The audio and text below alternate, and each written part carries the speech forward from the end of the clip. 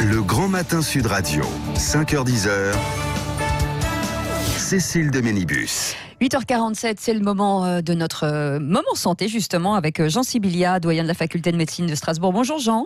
Bonjour Cécile, bonjour Patrick, bonjour. Comment ça va ? Très bien, très bien. Il fait beau. Oui, il fait beau, oui. Jean, je voulais revenir sur cette information. On avait dit que pour mettre fin à la pandémie, on ne pourrait compter que sur l'immunité collective. Mais selon des scientifiques, visiblement, une grande partie de la population pourrait être protégée du virus sans même l'avoir contracté grâce à ce qu'on appelle l'immunité croisée. C'est quoi cette nouvelle information ? Une question et une information absolument passionnante et peut-être très positive pour la suite. Il a été observé deux choses, une chose extrêmement simple, c'est que au sein des familles où il y avait un membre infecté, ou par exemple sur le Charles de Gaulle, on a observé qu'il y a des gens qui visiblement étaient protégés contre l'infection. Oui. Et sans comprendre vraiment pourquoi, parce qu'on pouvait finalement estimer que... Sans même avoir été malade.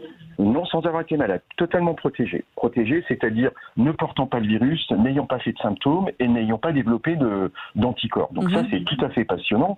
Et il y avait effectivement deux explications. Soit pas de proximité, pas de contamination, parce qu'ils n'ont pas croisé le virus, ce qui, au sein d'une famille ou d'un porte-avions, est quand même difficile à penser. Sur le porte-avions, je rappelle quand même qu'il y avait plus de 50% des marins qui ont été contaminés. Donc on peut estimer que quasiment tout le monde a dû voir le virus. Au sein d'une famille, c'est un peu la même chose.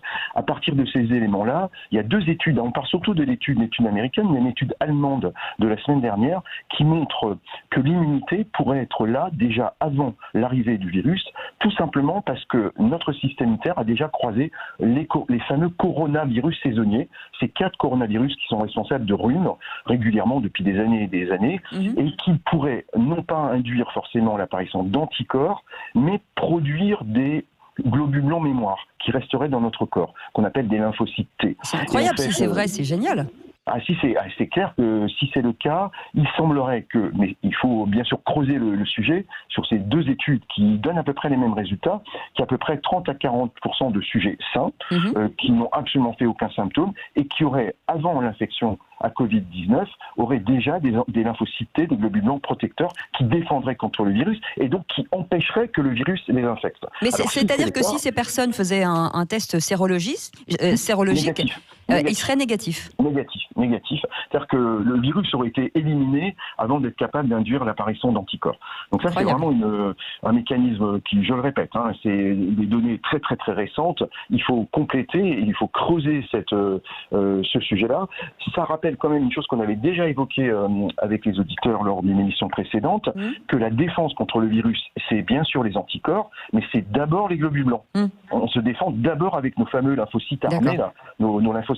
Donc l'anticorps n'est que l'épiphénomène du fait qu'on ait rencontré le virus et il participe à la défense dans une certaine mesure, mais c'est quand même d'abord a priori les lymphocytes, ces fameux globules blancs qui nous défendent.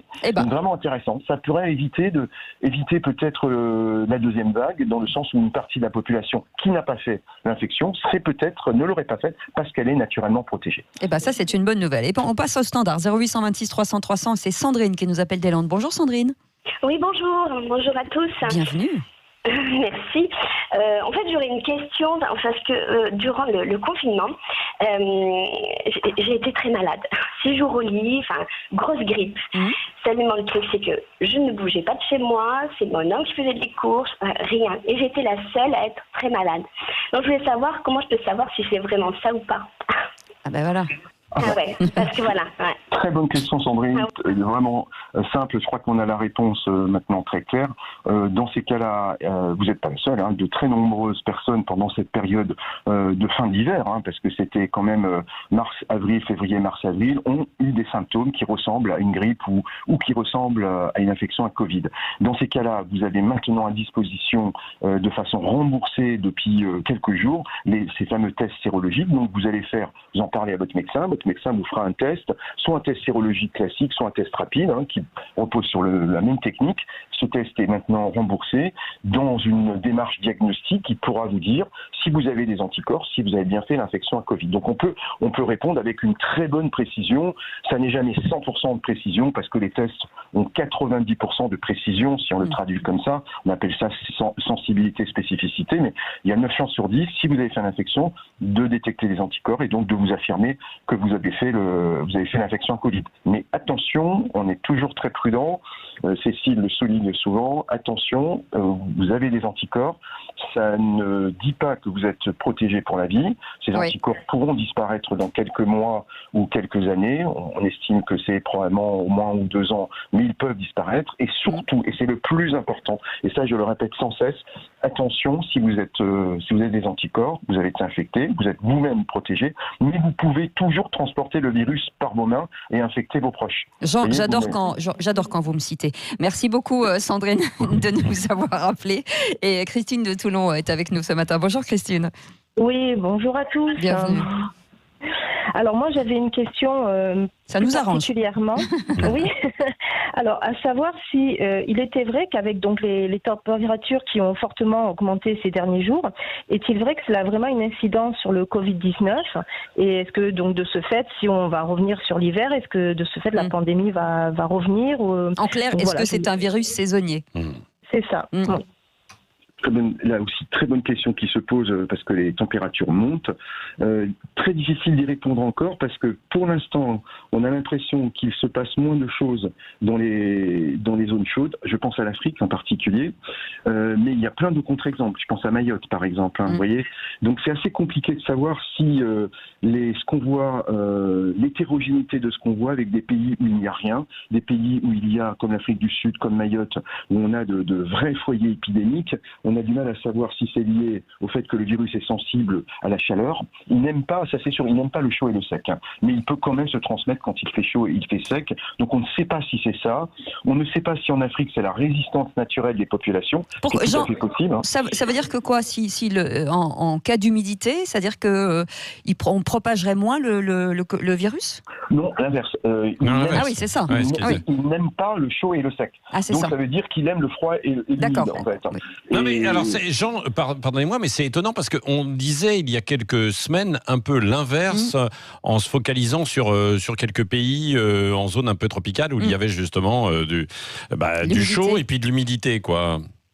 Certainement, c'est le compromis entre la chaleur et l'humidité. Le virus, pour survivre, il faut qu'il soit dans des gouttelettes, en fait, en pulvérisation. Donc, le chaud très sec, c'est certainement pas très bon pour ce virus. Ça, c'est très clair. En revanche, du chaud humide, peut-être que c'est pas si mauvais que ça, parce que l'ambiance humide, la très forte humidité, peut le maintenir peut-être en suspension dans l'air ou au sol ou sur des surfaces inertes.